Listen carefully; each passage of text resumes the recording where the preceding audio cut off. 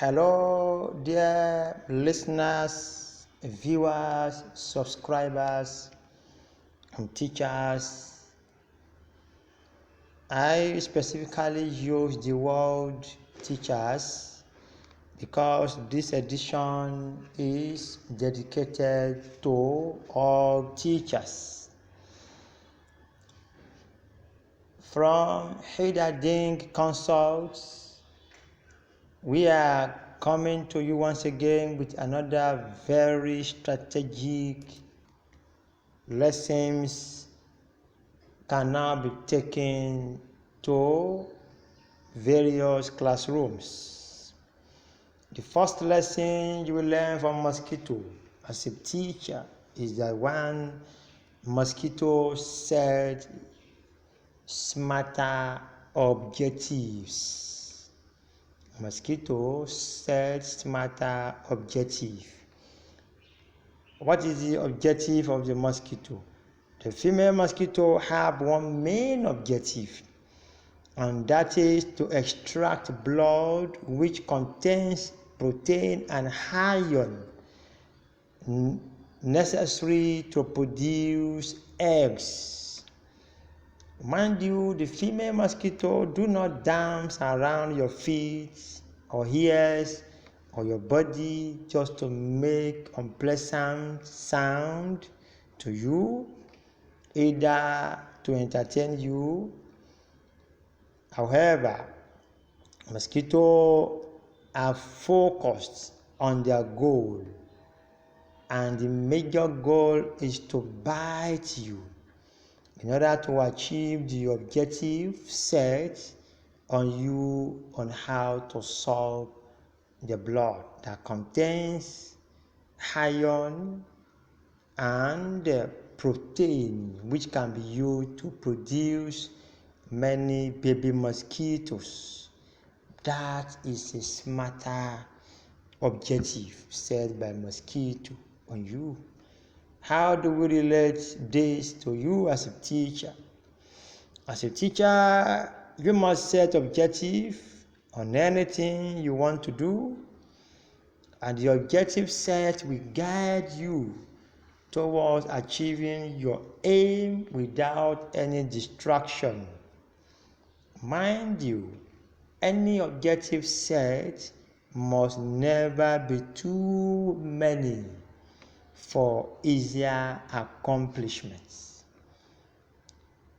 That is a lesson you can learn from mosquito. If mosquito can set a smarter objective, how much you, a teacher who want to teach other people? That means you need to set objective for a particular topic, subject that you want to teach. This objective will be the one to guide you.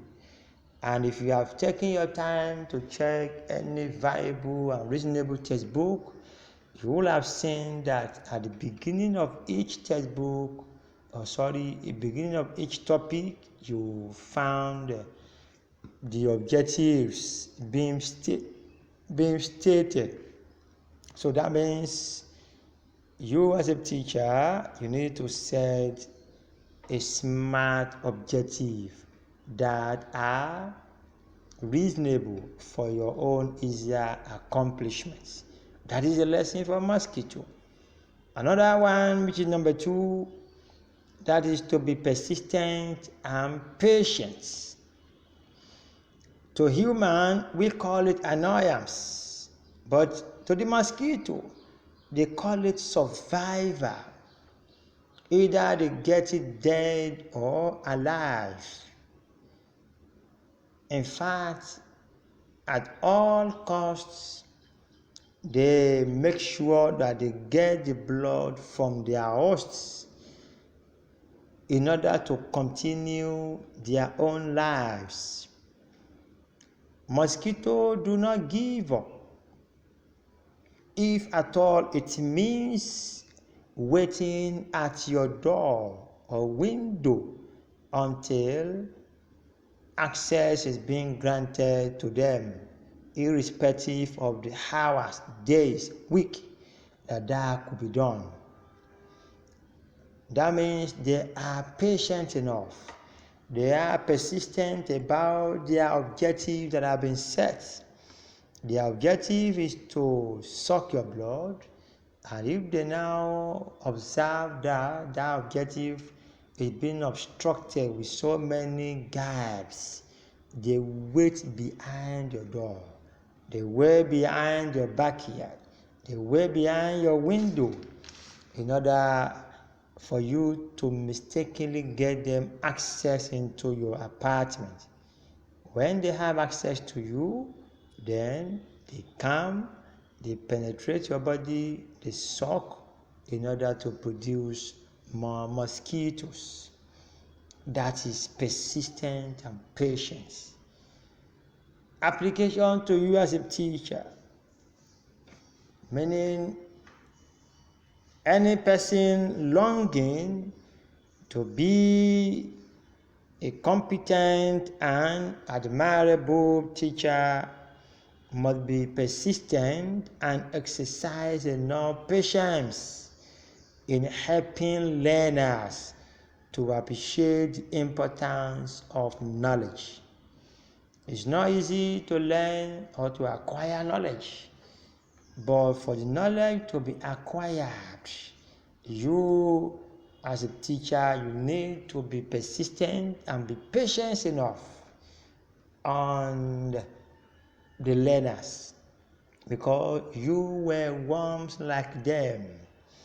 In fact, if you want to go to your teachers that have taught you in the past, ask how you behaved when you were in a raw form. Some of them will write books about you. But now you are in that shoe. All you need to do is to take lesson from Mosquito. Mosquito will wait until they penetrate to you. That means they will be looking for a very accessible opportunity.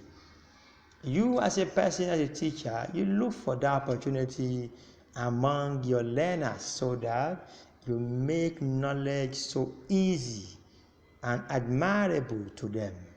So you take lesson from Mosquito here, then exercise enough patience on your learners, or you call it students. Number 3, that is to probe beneath the surface. Mosquitoes have a better chance of finding a host veins than many medical practitioners. In fact, they have to get to the source of the blood by injecting their proboscis into the skin of the hosts. They move around on the host skin, searching for the ideal place to tap into the blood source.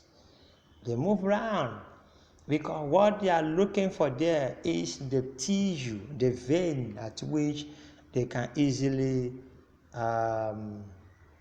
suck the blood. They are not sucking the blood from a place which is full of ordinary fats in the body, but rather they are searching, looking. They are interested in the vein. If Mosquito can probe beneath the surface to look for the vein, what they are looking for there is how to suck the blood reasonably. Meaning, you as a teacher, what lesson, what the application of this to classroom? Teachers do likewise by probing into the minds of the learners to find answers. While doing that, the learners will respond willingly to the teacher, because teacher dig beneath the skull And by means of effective questioning, they penetrate through the learner's behavioral consciousness. Some learners are stubborn, they are tough, but there are many techniques that a teacher can use in order to probe beneath the surface of that learner. And one of the methods is to use questioning method. If somebody is not ready to answer you or to give you a particular information, there are many techniques under questioning method of teaching that you can use to get the information. Example, you want to get a fact about which day or the years or the date of birth of that learner's parents. And you could use questioning technique like a name of a student being mentioned, I so desire. I guess your mom or your dad was born in so year. You can mention any particular. You say, no, my dad was born, if the guy or if the student knows. My mom was born in so year while my dad was. So there are techniques that you can use. So if Mosquito can use many techniques, especially how to locate the tissue, the vein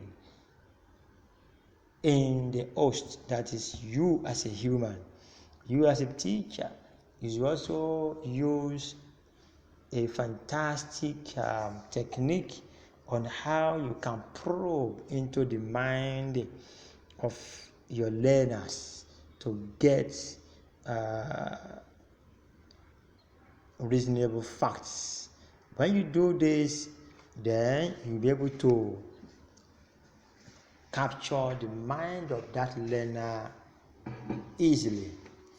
Then the next one here about the lessons to be learned from Mosquito is to be observant.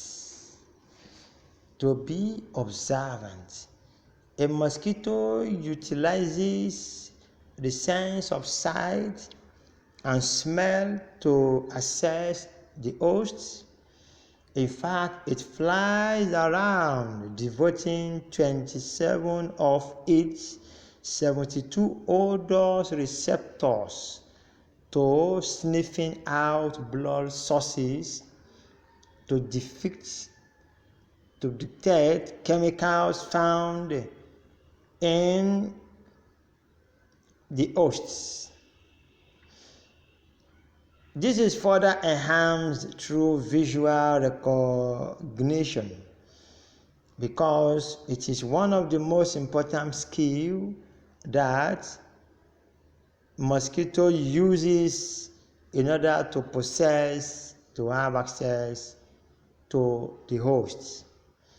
Observing the hosts in the natural environment to provide more compelling information to the mosquito itself, which will be used to penetrate into the host, vein, and body. What is the application of this to the classroom, especially how can a teacher be observant, taking lessons from Mosquito? Teachers must be observant about the learning ability of the learners in order to measure their level of assimilation and academic progress. If you as a teacher, you are not observant about learners' progress, achievement academically, the child will be growing in classroom, and at the end of the session or term, as you can measure, the child wouldn't have learned anything. Because at the beginning, the teacher wasn't observant about the learner's level of assimilation. So mosquitoes are very observant because they know the time when you go to bed. They know the actual time to come around you and play that frustrating noise or music around your ears. So you as a teacher, you need to be observant and know the level of cooperation that is being given to you by the learners. If they are not cooperating, then that means you need to adopt another strategy in order to get their attention.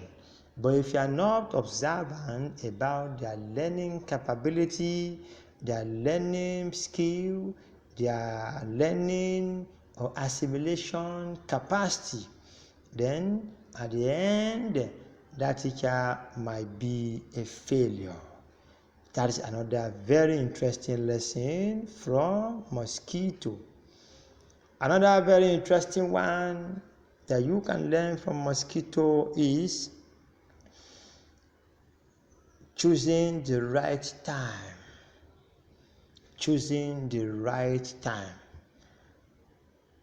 Mosquito chooses the right time to suck, to bite. They may not come by daytime. Mostly they come by night, where you don't have lights or the place is so dark. They come around to disturb you. That means mosquitoes are familiar with the right time to bite and suck your blood.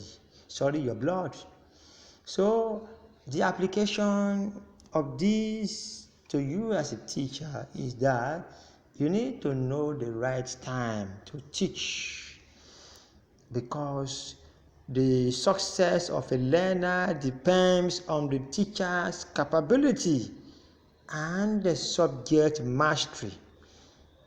In fact, the right time is not the only applicable to the availability of the teacher. However, many other factors that are very important, like appropriateness of the right time, right material, and the right methodology to be used, are very essential in order to get attention of the learners, because mosquito will choose the right time to bite you. You as a teacher, you need to identify the right time to teach the learners, the students. If you observe that the time you have chosen is not pleasant, not